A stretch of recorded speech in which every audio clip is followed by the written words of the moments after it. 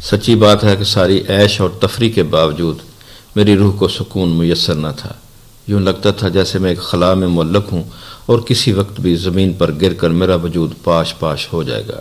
ضمیر پکار پکار کر کہتا تھا کہ اس کائنات کا کوئی مالک و خالق ہے اور وہی روح کو حقیقی طمانیت سے ہمکنار کر سکتا ہے، لیکن عیسائیت کے عقائد ایک ملغوبہ سے کم نہ تھے اور کسی طرح عقل کو اپیل نہ کرتے تھے۔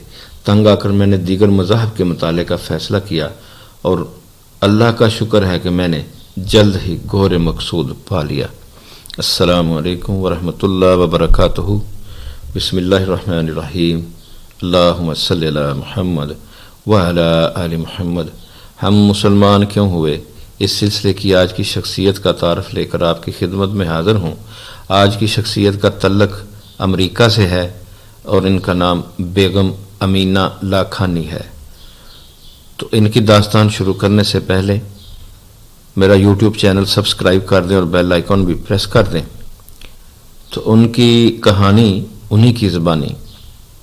جب میری طرح یورپ کی کوئی خاتون اسلام قبول کرتی ہے تو پہلے سے ذہنی اور عملی طور پر ایسی غیر معمولی مشکلات اور مسائل کا سامنا کرنا پڑتا ہے جن کی تفصیل ناقابل بیان ہے۔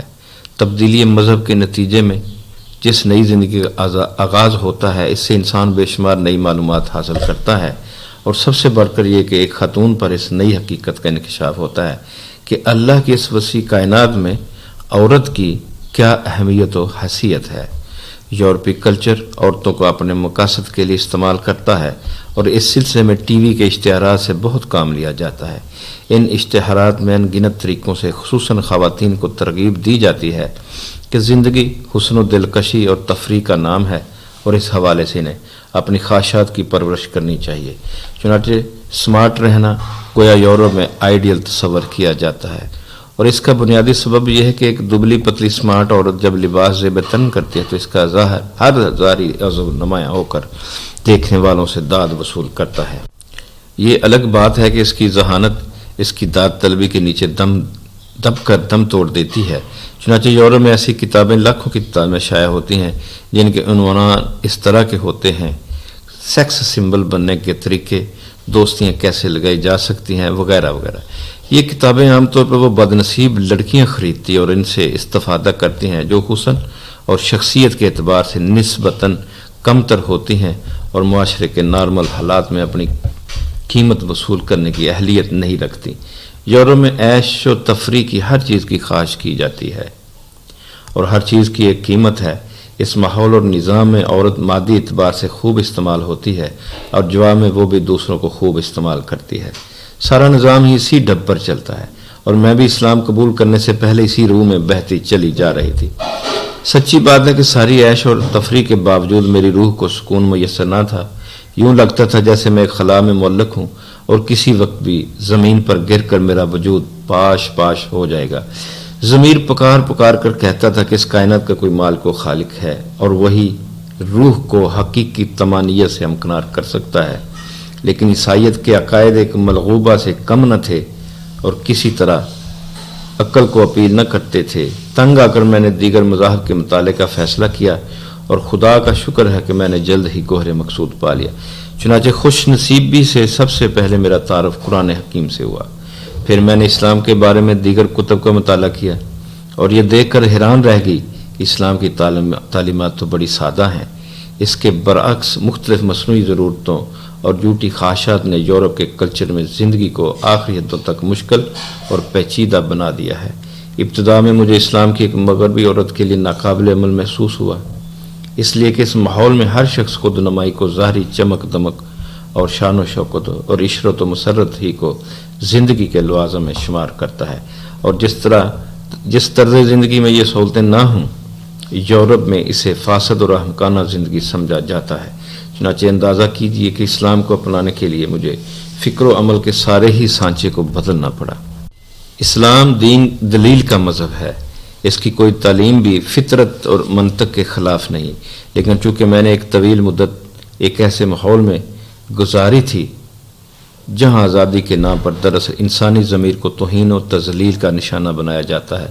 اس لیے ذاتی اور عارضی خواہشات کو ترک کر کے اللہ کے دامن میں پناہ لینا میرے لیے خوش انگیز بھی تھا اور خوف کا سبب بھی۔ آئینے میں اپنی صورت اور مسکراہٹ دے کر خوشی سے پھول جانا بڑا آسان ہے، لیکن اپنی روح میں جھانکنا اور اللہ کے بغیر اور کسی پاکیزہ مقصد کے بغیر اندرون کے خلا کا جائزہ بڑا ہی مشکل کام ہے۔ اس لیے تمام تر اخلاص اور جذبے کے باوجود اسلام کی طرف پیش قدمی جرت کا تقاضا بھی کرتی ہے اور یقین محکم کا بھی۔ بلا شبہ مجھے بھی اس ذہنی آزمائش سے گزرنا پڑا، لیکن اللہ کا شکر ہے کہ رسول اکرم صلی اللہ علیہ وآلہ وسلم کی ہدایت کے مطابق میں نے ایمان، جرت، استقامت اور نمازوں سے کام لیا اور منزل کو پا لیا۔ اسلام وہ مکمل ضابطہ حیات ہے جس میں انسانی زندگی کی پاکیزگی پر زور دیا جاتا ہے، انفرادی زندگی کے حوالے سے بھی اور خاندانی زندگی کے اعتبار سے بھی۔ خصوصاً اللہ کی نظر میں عورت کی ایک خاص حیثیت ہے، جبکہ مغربی معاشرے میں یہ محض تجارتی اشتہار بازی کا آلہ ہے۔ چنانچہ اسلام میں عورت کے استحصال کی قطعاً کوئی گنجائش نہیں۔ یہاں کاروباری مقاصد کے لیے نہ عورت کو بیچا جاتا ہے اور نہ اس حوالے سے اس کی توہین و تذلیل ہوتی ہے۔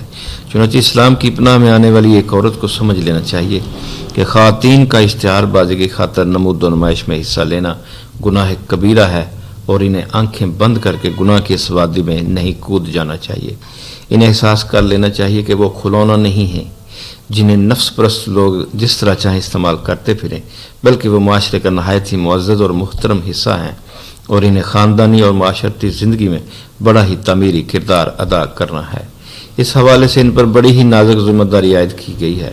چنانچہ ایک مسلم خاتون کو شراب، منشیات اور یورپین کلچر کی دیگر بد اخلاقیوں سے دور رہنا ہوگا۔ بدقسمتی سے ٹی وی، ریڈیو، اخبارات، فلم اور ڈرامے دن رات گناہ کی ترغیب دیتے رہتے ہیں کہ عیش و تفریح ہی اصل زندگی ہے اور شراب اور عورت ہی حصول مسرت کا بہترین ذریعہ ہے۔ چنانچہ حالت یہ ہے کہ یورپ میں لوگ اپنے پڑوس میں ایسے شخص یا گھرانے کو قبول کرنے پر آمادہ نہیں ہوتے جو ان کی عیش کوشی میں ممد و معاون نہیں بنتا۔ اس صورتحال میں صرف ایمان، حوصلہ مندی، استقامت اور نمازیں ہی ایک مسلمان کا سہارا بنتی اور نیکی کے راستے پر اسے قائم رکھتی ہیں۔ ایک مسلمان خاتون کو دیگر خواتین کے مقابلے میں کہیں زیادہ مضبوط اور پر اعتماد ہونا چاہیے۔ اسے یقین ہونا چاہیے کہ وہ خوش نصیب ہے جسے ایمان کی دولت میسر آئی ہے، جبکہ باقی عورتیں بیچاری بد نصیب اور قابل رحم ہیں کہ اندھیروں میں بھٹک رہی ہیں۔ چنانچہ یورپ کے معاشرے میں آج مسلمان بن کر رہنا بہت بڑی نازک ذمہ داری ہے، جسے اگر مناسب انداز میں انجام دیا جائے تو اللہ کی طرف سے خیر و برکت کا ذریعہ بن سکتی ہے۔ اگر ایک مسلمان خاتون اپنے عمل و کردار سے، اپنے ایمان کامل اور یقین محکم سے کسی ایک عورت کو بھی اسلام کے حصار میں لے آتی ہے تو دنیا و آخرت کے نقطہ نظر سے یہ بہت بڑی خدمت ہوگی۔ اللہ کا شکر ہے میں اس ماحول میں ایک مسلمان خاتون کا کردار ادا کرنے کی اپنی سی کوشش کر رہی ہوں۔ اللہ سے دعا ہے کہ وہ ہمیں نیکی پر کاربند رہنے اور بدی سے بچنے کی توفیق عطا فرما دے کہ دنیا و آخرت کی ساری کامیابیاں اسی میں مضمر ہیں۔ الحمدللہ آج کی شخصیت کا تعارف بھی مکمل ہوا۔ انشاءاللہ پھر کسی دوسری شخصیت کا تعارف لے کر آپ کی خدمت میں حاضر ہوں گا۔ تب تک کے لیے اجازت۔ اللہ حافظ۔ اللہ آپ کا حامی و ناصر ہو۔